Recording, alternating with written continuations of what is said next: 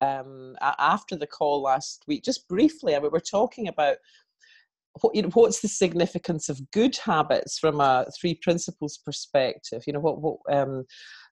What's sort of relevant about that, and we were just playing around with so-called good habits, and I was talking about somebody in my family who is currently doing a lot of time at the gym, and what came to me was that it's not so much the activity, but it's really how you're thinking about it. And in the case of this family member, she's really sort of driven. It's, because it's not even about the amount of time in the gym, but there's something about the quality of the thinking that I think that sometimes we can observe from the outside, or certainly observe in ourselves, which can be to do with anything, which might, any activity or any behavior, which without that particular quality of striving or being driven or having to do it, the activity itself would be fine. And it struck me that that's always a clue of that. For me, that when I'm doing something in that way, whatever it might be, I've gone inside out, so I've gone outside in, or to put it another way, that I've fallen into the trap that thinking my life will be better if I do more of this thing, or my life will be worse, or I'm diminished, or I'm not as good as if I don't do this thing. And before I stumbled across the three principles, I was full of that. I had all these, I had this huge list of things that were supposed to be done to improve my quality of life. And of course, I could never get round to them all. Life would get in the way of that. My daily meditation, my reflective walk, my morning pages of 3 pages of just stream of consciousness, and etc., etc., etc. And what a relief to stumble across the principles and see that it. And for me, this wasn't instantaneous, but after some time, to come to the realization that who I am is not diminished by what I do or don't do, that there's no need for any of that, and that the potential to be at peace, connected, to be whole and complete without any of these activities, or without being perfect in any way, that potential always exists. So I've been, and part of that realization, Amanda, came to me about how the positive habits can become a problem if we're driven. Part of that came to me after the call, and I've kind of launched into that without any preamble or any checking in with you. But I'm very interested to hear what both you, Amanda, have to say, and everyone else who's on the call, because I'd love to hear from everybody at some point tonight, if you wish to come in.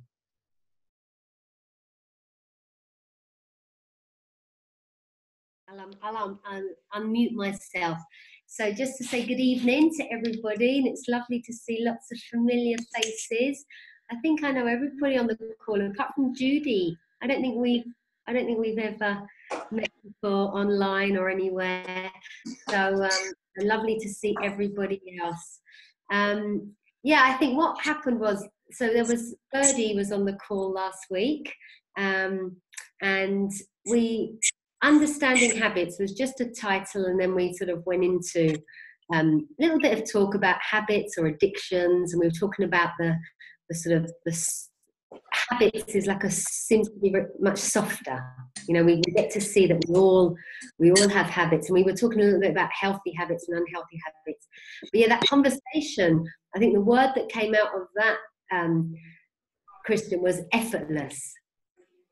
It's a little bit like, for me, it's a little bit like when we're in a healthy habit that we're just doing it and it feels good, we don't really have too much thinking about that, and that's why it feels like it's a lot more effortless. A little bit like we don't have so much thinking about healthy feelings or good feelings, or we don't have so much thinking about that, but it tends to be when things are whatever labels we give them, but whether they're more of a a lower state of consciousness, or they're bad habits, or they're not serving us well, or they're unhealthy, we kind of know that because it just doesn't feel very good. And with that not feeling very good comes a little bit of weight, comes a bit of heaviness, comes a bit of, we feel a bit more stuck. It feels like that we have to do more to shift out of that. And if we get stuck in that place for more than just the experience of it, if that becomes, you know, where we're spending a bit more time than we would like to be there, I don't think it takes that long for us to fall into sort of unhealthy habits really quickly. It doesn't for me anyway, you know. Well, we had a conversation just to bring us up to date. We were talking last week how I'd got into this like habit of watching Netflix late at night. Do you remember that's where we went, and we were talking about how easy that was, like something that I never used to do because I don't watch TV as a habit. And suddenly I thought it'd be really good and to chill, you know, maybe it might chill me out a bit. And then I just got totally kind of, like, felt like addicted, but it was like I couldn't stop. I couldn't just watch one. And then that fell into a habit. I was having lots of late nights, and it wasn't long before it just really wasn't serving me very well. And so there's a point where we can catch it when we do something about it. And there was a point where suddenly it kind of maybe crossed this invisible line, you know, and we were already kind of caught up in something that yeah, wasn't feeling so good. So that's sort of where we were at last week. But I think it would be really nice this week, like to go over to. It's really lovely to have everybody here. It's like, thank you for joining us, and yeah, in a kind of popcorn style. If anybody just wants to, introduce yourself or say why you're on the call, or if there's anything that you love to share that you see about habits, either your own or something you'd like to know, or you've got a question, it might be a really nice time to, only if you feel like you want to join in the conversation at this stage. Sharon, I know you've got to go. Why don't you come in? What's that? I was saying, I know you have to go, so why don't you come in first? Yeah, I actually pretty much have to go, like, almost now, but I'm excited to come see you guys again next week, and I just wanted to really pop on because I could, and I just got the notice, and I'm just very interested to hear what people have to share when looking at matters of the mind.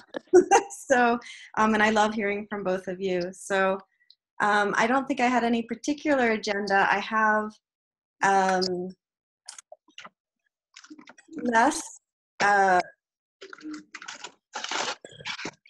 less experience. I have a bit of experience, but with addictions and habits, but less experience with it through the principles than some other areas. So, yeah, even what you just shared already has got my eyes opened a little bit more. So anyway, I just want to say hi and thank you. And I wish I could stay today, but I'll see you next session. Yeah, thank you for popping on. That's just great. And we'll record this, so we'll post the recording. Oh, it's lovely. Yeah, see you soon, Sharon. Yeah, thank you, Sharon. Thank you. Oh, you just cut out, but did you say you're recording it so I can look at it later? Yeah. Okay. Yeah. Thank you so much. Okay. Bye. Carl, I don't know if you were planning to come in, but I just muted you because there was a lot of background noise while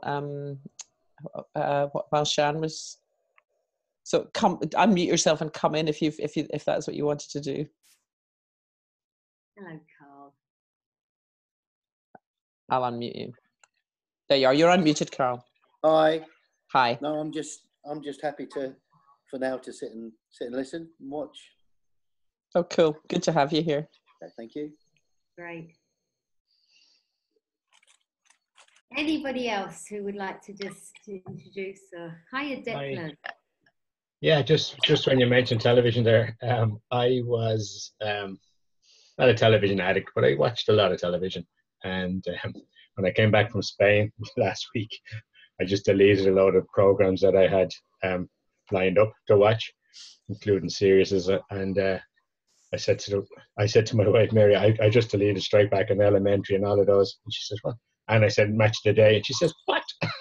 So, it's something that I've looked at for years and years, and I just realized I have more important things to do, and the hours can be much better spent like on webinars with lovely people and learning more. So yeah, that's habit is maybe not fully broken, but it's certainly seeing through it and realized what it was, and just said no, that's it. I haven't looked at television for the last 3 or 4 days. So, which for me is good. Lovely. Okay. There's just catching that, isn't there? You know, there's just, and there's nothing wrong with watching television or watching series or. That's what I always said. But it serves you well until it doesn't. Yeah. And it's that thing, Declan, of it's your own insight. You know, it's not your. It's just that you've seen something fresh that's right for you at this point. Yes. And I think that's one of the things that's lovely about the principles. There aren't a whole lot of rules. You know, we could all be doing. As I was saying to Amanda last week, you know, I love relaxing, watching Netflix. You know, and I have a very full life, and it's, you know, but it's not that there's anything wrong with Netflix or TV, but it's, you know, for each of us in that moment, how we see it, how we feel about it, and then having that freedom to let you know move beyond something that. And I'm still alive. It's wonderful. It's still alive. I love it.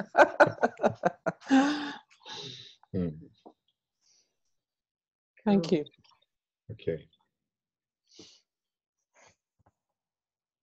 Anybody else who'd like to bring any question to this week's webinar, or any curiosity they might have?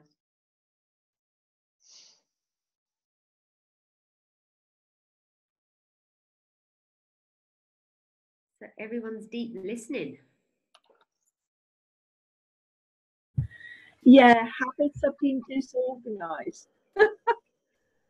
Say again, Bertie. I didn't catch what you said. Habits have been disorganized. Oh yeah.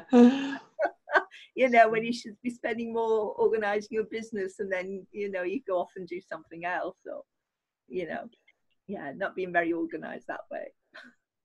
Yeah, join the club. It's an interesting one, isn't it? Because sometimes I think that I can put something into a category like that, like, you know, being disorganized or not being, you know, persistent enough or consistent enough. But then on the other hand, I can see that there's also, there are times when things are easy or possible or doable, and times when they're not. And sometimes it's, you know, in a period when I might have thought I wasn't really trying hard enough, I was a bit disorganized, I say, well, actually, you'd have just been pushing the river up the hill anyway. You know, and later that thing came to pass kind of effortlessly. Yes, I've seen that, and it keeps tripping me up. And as you say, once I stand back and I realize very often I would have been pushing the river, you know, going in the wrong direction in that moment of time if I, you know, carried on. Yeah. So there is that one too. Yeah. And I think that's the one thing that's so different with the principles. There are no rules, and you do what feels right in the moment.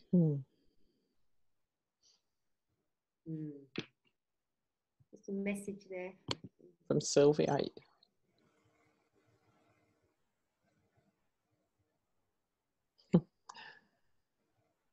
Thanks for that, Sylvia. Oh, bless you. Yeah, so Sylvia's got, like, she's just saying, Sylvia's from Spain. She was a guest with us up at Viva last week, and her internet is a little bit unstable, it's showing. So sometimes she can hear us and sometimes she can't. So I don't know if that's just a Spanish thing that happens to me as well. But it comes in and out, but it will be recorded. So if you need to afterwards. Yes.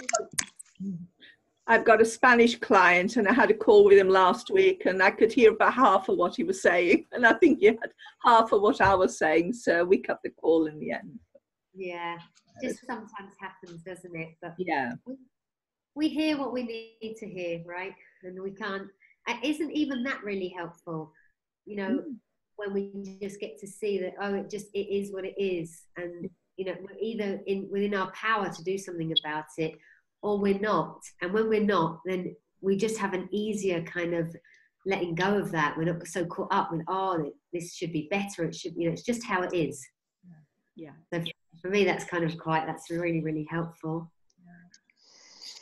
Welcome, Fiona. We were just introducing ourselves, so just to let you know what we were doing. Just if anybody wanted to introduce why they were on the call, or we're just sort of going to explore a little bit about habits. So just introduce yourself if it feels like the right thing. Well, hello, and thank you for sending me a message. I was just on another webinar, and suddenly it just came to an end. The message came up saying, Amanda's invited you to do this. I thought, oh, that would be nice. Really Christian again. And Hi, Fiona. Hi there. Yeah. Oh gosh, introduce myself. Not quite sure what to say, really. Yeah, I suppose I am where I am. I don't know whether you picked up. I haven't been on Facebook very much actually, but I ended up with another cancer diagnosis, so I've been kind of dealing with that. Oh, bless you. But that's kind of cool, you know. Like the principles are super useful. I've really seen resilience throughout. I've used the time really to be away and support my 83-year-old aunt, who's been in hospital for nearly 6 months, and we've now moved her into a home and everything. So I've got rid of one sheltered housing accommodation and emptied that house, and now sorting out the other house and putting it on the market to sell. So I haven't really been focusing on me very much, but I am now. I'm back in London with lots of things to do, and treatment coming up this week. What of it I'm going to do, and yeah, that's kind of where I've been. And I'm just thinking about the future, because it really feels to me that I've had enough warning signals, enough knocks on the door to go out and do what I love, and now's the time. And you know, this is what I love. This is what I love, and it's just like focusing on one way forward for the moment, because there's so many exciting things that I could get involved in. And I just spent 2 days with Keith Blevins at the Innate Health Centre, and it was really, you know, hearing what they're doing with children's in schools was amazing. And I got really excited about, oh, shall I go off and do this with children? But I think I need to just take a few days out and take stock where I am, and because I did some work with cancer charities as well. I just need to think of, you know, take a bit of time out and carve a direction for me, because I'm not really into niching or anything particularly. I'm happy to speak to whoever shows up, but ultimately probably in terms of what I write and what I put out there, I need to think about a niche. What do I want to do? That's how it's looking anyway. I've been doing a bit of sleeping time tonight and a bit of thought tomorrow, and we'll see what comes out of it. Yeah, thank you. It's interesting that when there's such big things going on in our life, do you see your own habits playing out? Do you see your sort of habits of where you go, or habits of protection, or do you see those playing out in such a... Yeah, I do, because I was asking myself, you know, what are you doing? You know, because when I was first diagnosed, I was like super excited because I had this time off work. And I thought, right, now's your chance. Now get on with this business thing. And it was all like panic, rush. And I was suddenly overwhelmed with everything. And it took me a while. And I thought, this is not working. This is so not working for me, because I feel like stressed. And so I just stopped. And then it was an opportunity to go away as well. And I wanted to be in the countryside. And I feel very, you know, I feel very, I don't want to use the word sorry for, but I do feel for my aunt, you know, because she's single. She's always been single, so there's nobody really. She's got her brother, who's my dad, and me, and I just felt like if I was in her shoes, I'd like people to visit me. You know, she's in hospital, and the hospital she wasn't really, they weren't engaging her mentally really, and she was going downhill because of it. And I don't know, I just felt looking after her was what I wanted to do, and it was the choice. But it also, you know, also gave me some space in the countryside too, and I walked and looked at beautiful clouds and things. And it wasn't always easy, because staying with my dad after this long of being apart away from him it's not easy. But I did wonder whether I was actually doing my Fiona thing of like focusing on something else instead of doing what I should be doing. Whether I was doing that diversion tactics, but I don't know. I'm not sure now, because I think it's made sense to me to do that at the time. It means a lot to me to be there for her and have her comfortable and know that she's safe, because that takes the weight off my mind, knowing that she's comfortable and, you know, settled in where she is. And ultimately, I was looking after myself, and I was doing one thing at a time instead of trying to do everything at once, which is an old habit. So that's, I guess I broke that one a little bit. So now I'm back home in my home, and to keep that habit up, one I've had a bit of experience of decluttering now, somebody else's house, and having to let go of stuff, and I think that's probably a really good thing, because although some things I have brought back here, and I kept thinking, oh, I don't need any more stuff. I've got to because I really need to declutter here massively, and that's been standing in my way for a long time. And that's been an old habit of saying, oh, I need to do that first. I need to do that first, which I've kind of put down, and I've just been living in it while I do other things that I'd rather do. But it is time for a good clear out too. And maybe that's a mental thing too, you know. Yeah, I don't know. Yeah, that and the habitual thinking about work being the problem. I mean, I've had some insights around that too, but I needed to slow down to get those insights. I really needed to slow down, and it's good that I've actually been able to.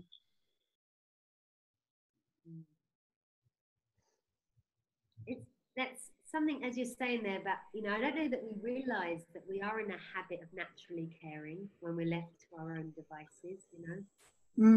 Else that we just do naturally. That's quite, isn't it, when we've got something going on, which, you know, to be in the position you're in, that's quite a big thing going on. It would be to all of us, I'm sure, and yet there's still that space. Whether you, like you say, it's the habit of distraction, but even if it is, then maybe that's coming from wisdom, you know. Yeah. Show up to kind of distract us and help us get through something. Well, we're sending you lots of love. Thank you. And to your aunt. Yeah, thank you. Yeah, thank you. Aunt as well. Lovely to have you here. But my argument to the team is that you know, I'm extraordinarily fortunate. This is the third time I've had cancer, and I have no spread, and that tells me I'm doing something right. So green juicing, diet, and being in this community of the principles where I've seen so much, it's taken such a lot of weight off my mind. This is the place to be, and it's so powerful. I can't not share it, you know. And it's funny because about a year ago I started doing Facebook Lives and things, and with the hashtag of if not now when, and I really feel that now. It's like if somebody came to me, you know, this time 2 years ago, my sister didn't know that she had 3 months left to live. Now, if somebody said to me, have you got 3 months left to live, would I be doing what I'm doing in terms of my job? Hell no. So now's the time to change it. Now's the time to do what I love to do. Because lots of things don't look anywhere near as scary as they did once. and you know, that some people say to me, wow, you look really well for someone with cancer. And I'm like, well, one, I don't think I've got cancer right now, but because I've had an operation. So, but it's also that I'm very mentally well about the cancer thing, actually. The other stuff gets on top of me occasionally, but it's like, oh yeah, okay, I'm out of that one. You know?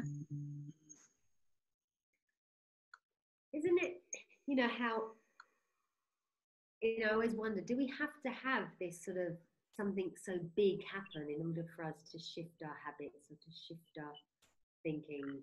Do we have to have a diagnosis, or do we have to hit rock bottom? You know, I work with people in addiction, and you always hear that a lot.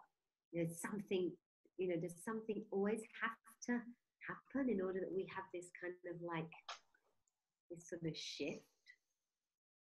What is it that, what is it, even if it, so it might appear that this shift in our thinking comes from something out there, like an event or a situation or a circumstance.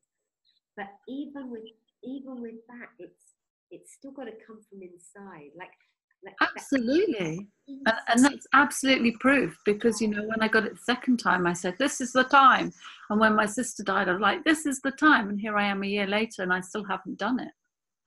So you know, I'm telling myself this is the time. I'm putting it out there. You can keep me accountable now. Have you done it yet? Just on that note, actually, just so that everybody knows that we are recording tonight for the people who joined late, and with the plan to share it, unless by the end of it people are not comfortable, then we'll check in again. You can let us know. But you know, that is the plan. It's been recorded, and we will share it unless anybody doesn't wish for us to. Yeah, I don't think, the answer to your question, I don't think we do need a big event, but we probably need a bit of an insight, or not need it, but we probably do it when we've had a bit of an insight. And but just to prove that it's not an outside thing, you know, I've had outside things before and I haven't done it, so it's not the outside thing that makes us do it, for sure. Yeah. That's much more likely to be an insight. Yeah.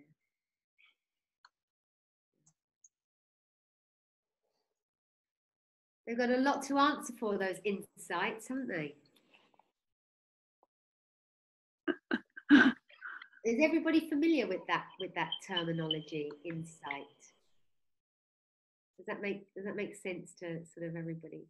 Because there's always a language, isn't there? There's a language to, I don't know, a community. There's a language to recovery. There's a language to, you know, and sort of business that we're in. I think sometimes we tend to use a lot of phrases and words, and I always just like to check in that what we're talking about, that we're all sort of on the same page. When I was first introduced about 5 years ago or so, 5 or 6 years ago, I noticed that people were using a lot of language like mind and thought and consciousness and innate and resilience and insights and all sorts of, and I think, you know, at first my understanding of those words was different to what they were meaning from those words, and there was a bit of confusion there for me in the beginning, that I didn't, you know, for example, when people were talking a lot about thought, I thought they were talking about the content of thought. For you know, for a good few months, I think, when I sort of was, you know, my first few webinars or something, until it was like, oh. So if during this today, if there's anything that crops up and something doesn't make sense, please just, you know, please just get curious, or please just ask, or make sure that we're all in the same conversation. Christian, have you seen anything crop up for you this week, since last week? Has there been anything going on in your world?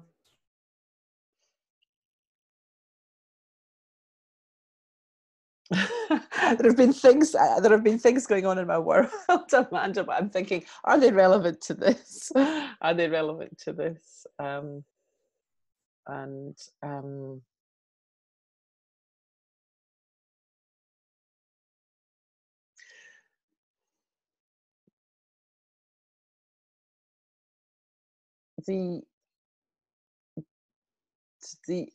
I think I've been reflecting a lot. I think I shared last week that there's some stuff going on in my family, and my sister's partner has a drinking problem, and I mean quite an extreme drinking problem, but I don't think is really wanting to stop. And of course, that's you can't impose that on anybody. You can't impose. It doesn't matter how much you know or what you know.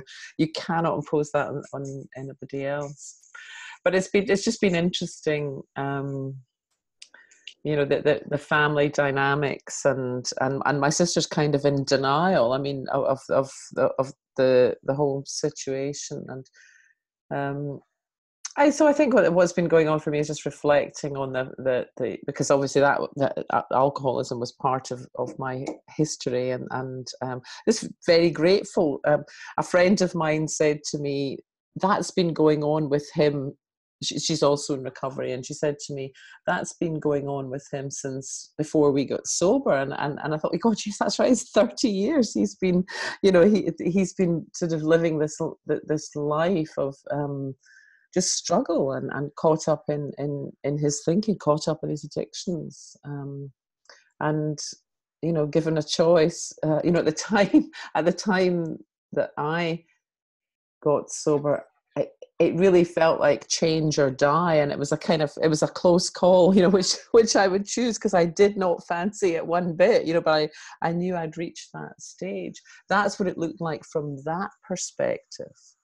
But with the benefit of hindsight, I've had an extraordinary time. I've had an extraordinary life. So it's been gratitude that has been around for me.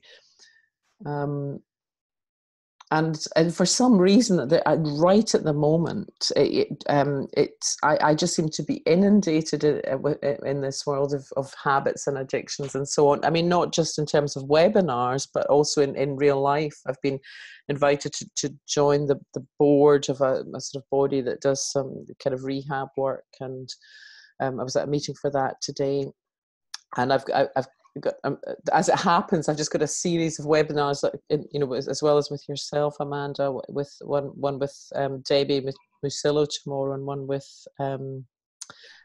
Joe Bailey next week, and sometimes I don't know if it was Fiona or Sharon was talking about a niche. I mean, it's never been the niche that I've sought out, but sometimes it's just these things happen. Or it's back to Bridie's point of, you can think that you're not doing what you should be doing, but I have come to see that there appears to be a deeper pattern that's going on that we can't control, and maybe our job is just to respond to it, that's when we're invited to do so.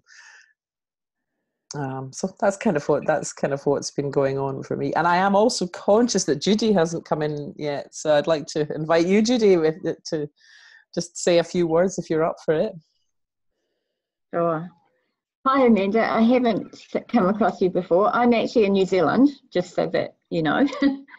I listened to the first recording yesterday, and it was really good. I particularly, one of the things that jumped out for me was when Christian was talking about, I think it was in regards to chocolate, how you could never get enough to I won't get the words right, but you couldn't eat enough chocolate to fix the want, because that's not what it's telling you anyway, or something like that. And I was reflecting on that, and yeah, so that was why I thought I'd better make sure I join live this time. And obviously you can't ask a webinar questions, so yeah, that's what's made me come today. Oh, it's lovely to have you here from New Zealand. I love New Zealand. Yeah, great memories of New Zealand. And we have Ross who's just joined us. Thanks, Judy. Hi, Ross. Just welcome. We just put for all call. If you came here with any questions, or if you felt you wanted to introduce yourself, or sort of talking about habits, feel free to. Sorry, I'm joining late. I've just got in, so Amanda's kindly invited me. Is this a regular thing, you guys getting together, or? We had 3 sets of 3. We did one last week, one tonight, and we've got one more next week. Right. We just joined this together. I have a retreat that I'm hosting down in Spain next March, and Christian's going to be one of the facilitators there. Oh. Along with, there's going to be 6 of us. Well, Ross was there last year. So Ross really enjoyed it. Yeah. Good. So it was really a sort of, we would just thought it'd be really nice for us to, and it just happens to be that on the retreat, the reason why it sort of came out, this subject of habits, is that, as you know, Ross, and some of you might know, I work at an addiction centre. I work at a treatment centre here in Spain. Christian, who's one of our facilitators, she also is going to be coming along with her history of experience and everything. We're involved with habits and addiction, and we also have a psychiatrist, Frederick, and so it just seemed to be that there was this sort of theme that seemed to be very common ground, because we all have habits, and so we just to explore that a little bit more. So that's we're just exploring a little bit. What have you done there? And there's another, there's something else that came up today for me when I was doing a workshop up at the treatment centre, and we were doing a deep listening workshop, and we were talking about blind spots. And I think that's, that's quite interesting if we look at blind spots within habits, because sometimes we're doing something and we just don't even know that we're doing it, right? And I'm laughing because I've just discovered that one of mine is, in a situation such as this, saying,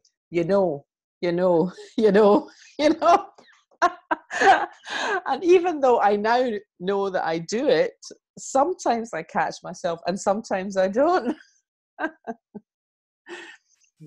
I just lost that then. It sort of glitched out. What was the word, or what was it you do? I say, so I have, I suppose I have other little, what's the word for them? Glitches? What is the word you used? Blind spots, but, verbal things that I do. So I'm trying to stop, Feel free to call me out in it. Yeah. What are yours, Amanda? What are some of yours that you discovered today? Well, what I was sharing today actually was how I was sharing what got in my way, what I saw got in my way from hearing this understanding.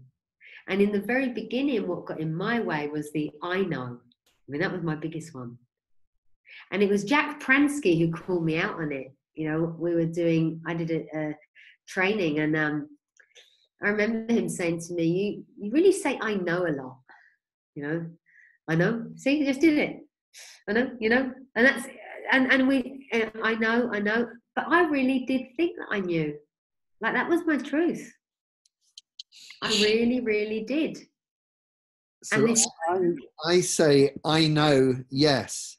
I know, yes, when I'm talking with someone and I'm agreeing with something, I go, I know, yes, but I abbreviate that to know, yes, which actually means nothing. So it's total contradiction in 2 words. No, yes, which is just nonsense. And I do that a lot. So no, yes. I'll mute myself so you can't hear me say it. But it's really so that's what's really interesting for me, is when we talk, we're speaking our thoughts out loud, right? That's what happens. Well, that's what I see. I don't know. Is that true? Is that what, what's coming through us, just kind of via thought, what's coming through us pops out. And some of us tend to slow down a bit, or some of us tend to have thoughts that we don't have to verbalize. I'm one of those people that talks a lot. So that's the character. It's out. Like I don't plan ever what I'm going to say. It's just out. So it's really helpful for me to see that that's not just what's going on for me. That's what's going on for everybody else. Right? They're just speaking their thought in the moment. That's it. That's it.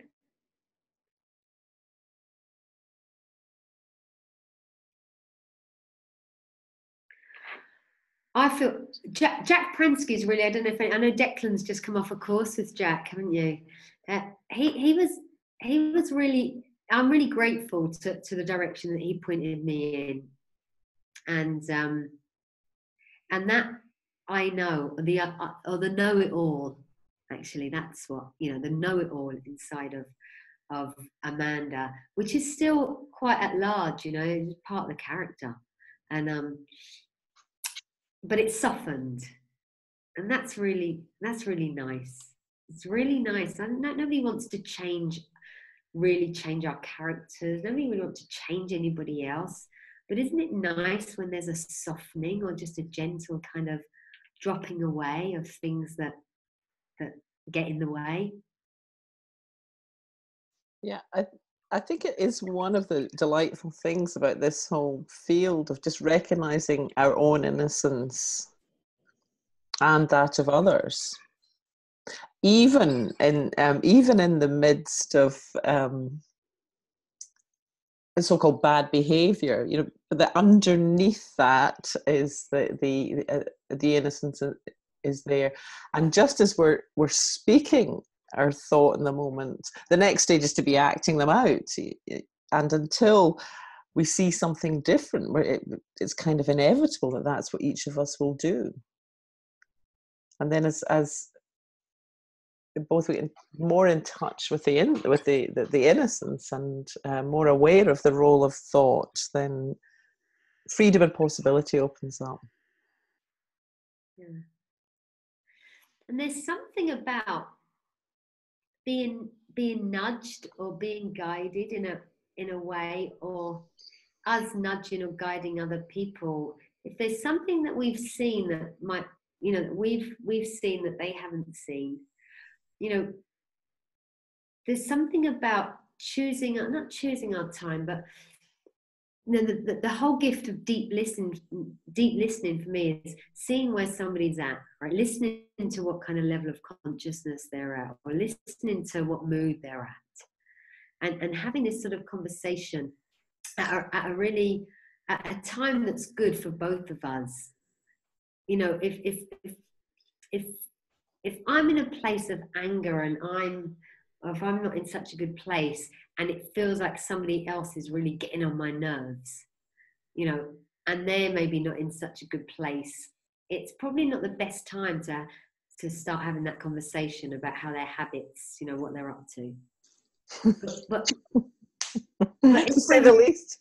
But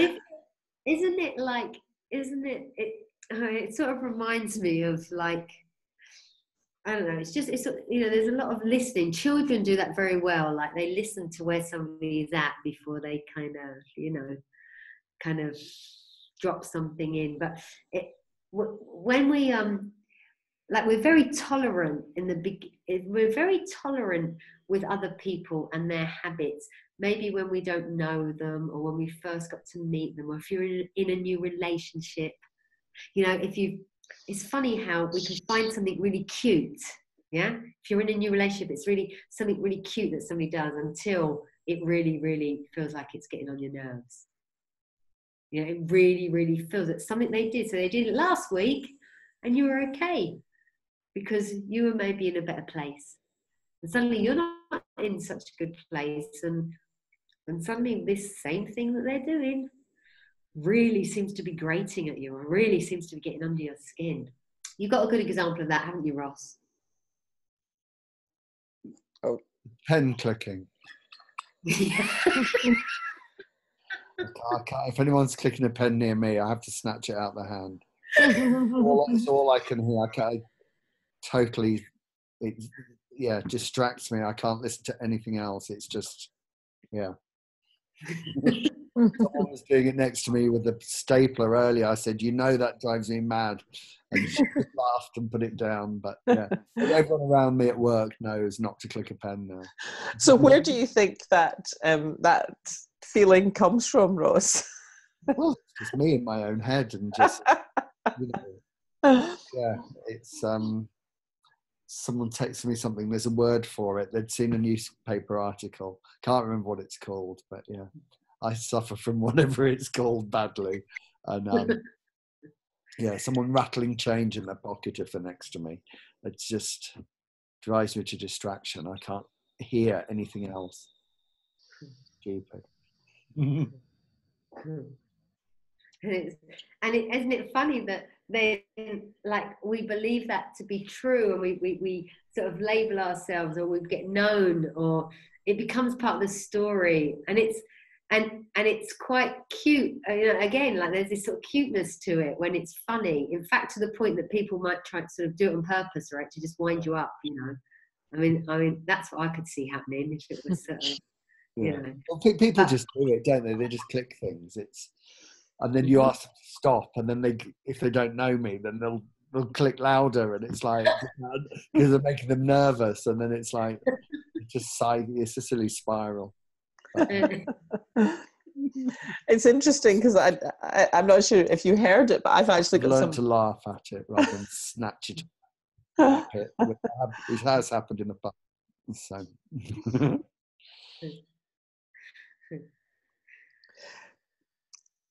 Judy, it's just occurred to me, I'm changing the subject here, but it's just occurred to me that you said something about if I don't tune into the webinar this week, I won't be able to ask questions. And I wondered if you had any questions, because we kind of moved on.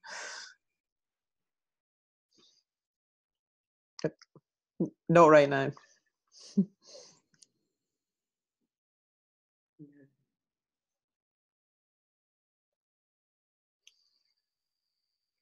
So nobody's got any habits that they need exploring, or that we could be helpful? Is there anything that's coming up, Birdie?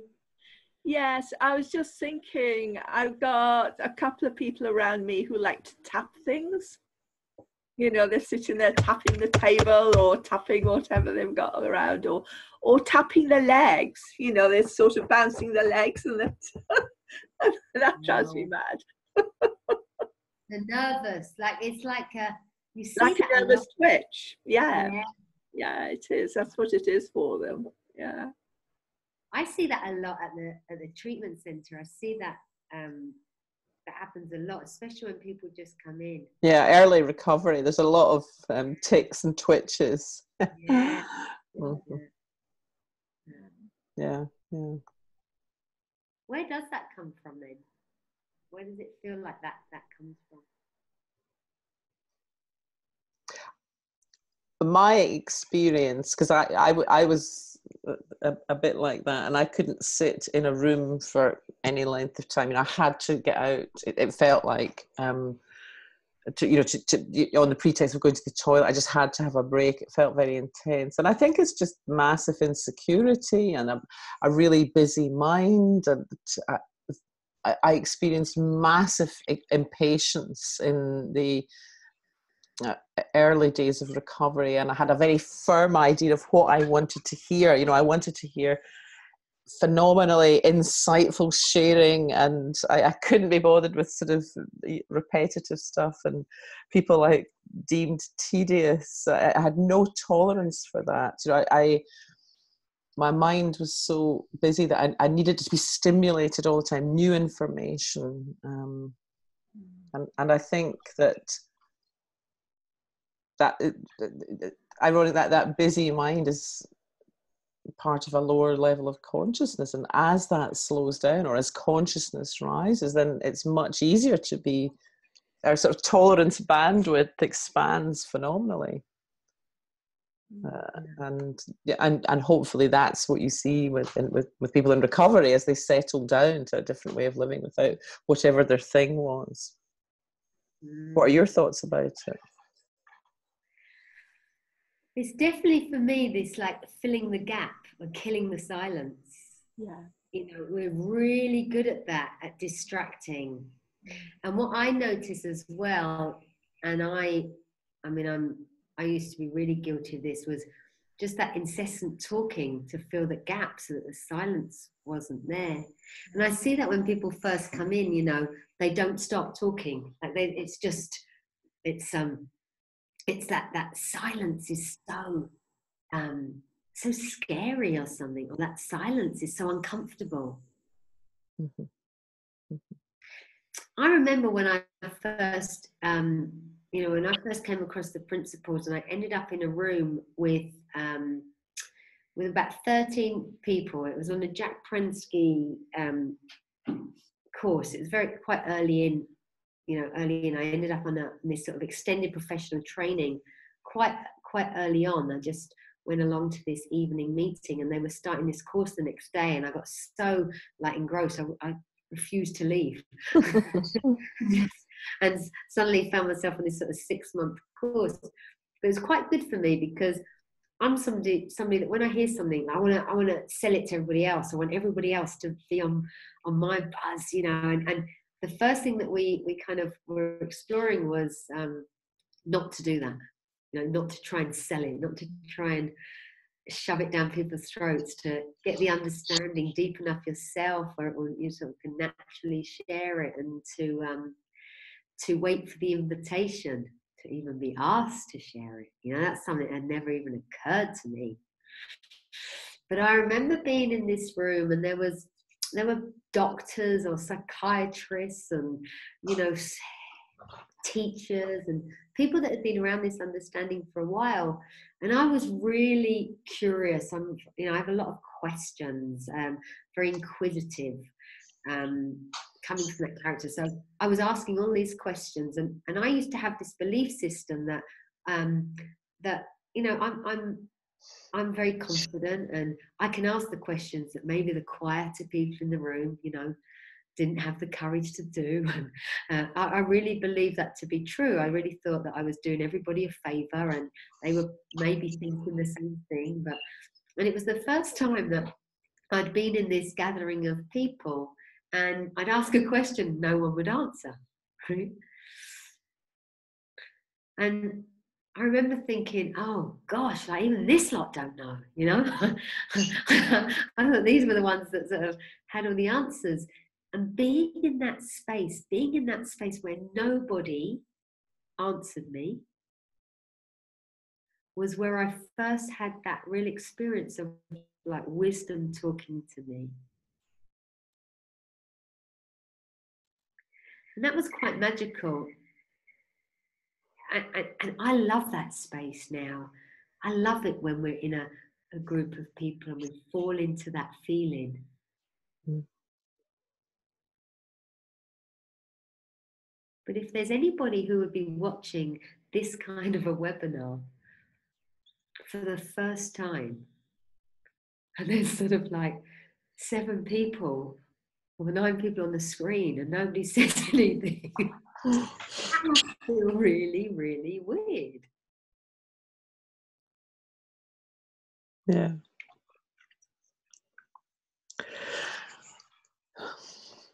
Amanda, I'm just noticing that our time is really up, and I'm noticing also that you have brought us to that place, well, speaking for myself anyway, of just that quiet. I'm noticing how sort of settled down and still everybody is. And I'm wondering if that might be a good place just to end the recording. Yeah.